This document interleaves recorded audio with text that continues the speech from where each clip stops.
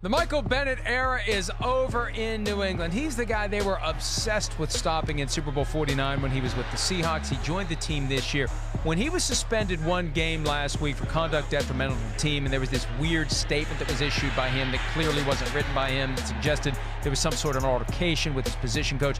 My assessment at the time, Big Cat, was they didn't cut him on the spot because they didn't want him to show up with the Ravens or the Chiefs or the Texans or the Bills or any team they're worried about in the AFC. So they're either going to wait until after the trade deadline to cut him when he would have to pass through waivers, or they're going to trade him to an NFC team. And lo and behold, one day after he had some comments to the media that suggested he wasn't all that thrilled with what's going on in New England, he's traded to the Dallas Cowboys for a 6th-round pick or a 7th-round pick in 2021. They basically gave the guy away to get him out of the AFC, and now he's the Cowboys' problem, and the Cowboys will hope that they can push the buttons on him and somehow get the most out of him because they could use some help in that pass rush rotation in Dallas.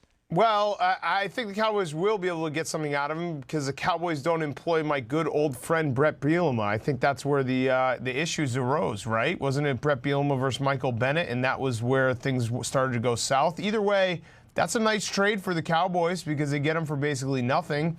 And we also get the Michael Bennett revenge game coming up. I love when we get a revenge game from a guy who was on a team for like 2 weeks. That's what's going to happen when the Cowboys play the Patriots later in the season. November 24, that's the big Sunday game before the Cowboys play the Bills on Thanksgiving. And there's a chance Bennett's not even in the roster by then, although I think the Cowboys will look the other way to try to get the good Michael Bennett, the Michael Bennett that we saw all those years in Seattle, who was so dominant, who would destroy the play on a regular basis. He was kind of like that in Philadelphia, but not to the same extent. And in New England, he just wasn't good enough to deal with the headaches. And his greatest hits, Big Cat, you'll like this. When he was with Seattle at one point, they played the Lions. And this was 4 years ago. Michael Bennett made it clear he doesn't like Matthew Stafford. And he explained after the game, I don't like Matthew Stafford very much. He's from Dallas. They killed JFK. So now Michael Bennett is playing in Dallas. Should make for an interesting introductory press conference if someone decides to remind him that he's now playing for the city that he hates because they killed JFK 60 years ago.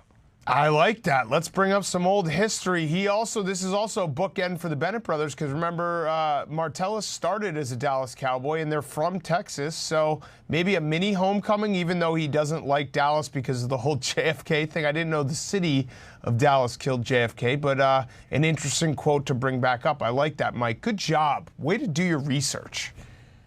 Cowboys find themselves still making headlines even when they are on a bye, and they're one of the two teams on a bye this week, the Dallas Cowboys and the Baltimore Ravens. And the Cowboys, after getting that win on Sunday night, 27-10, they probably wish they were playing again this weekend to add to that momentum. I mean, I think the Cowboys can still be a force in the NFC. Last year, they were 3-5 when they played the Eagles on Sunday Night Football, won that game. They went 7-1 down the stretch. 3-3 this year when they play the Eagles and beat the Eagles.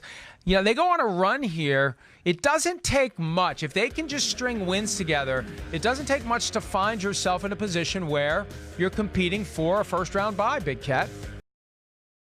Hi, I'm Mike Tirico, and thanks for watching. Make sure to hit subscribe for the latest news and highlights from NBC Sports.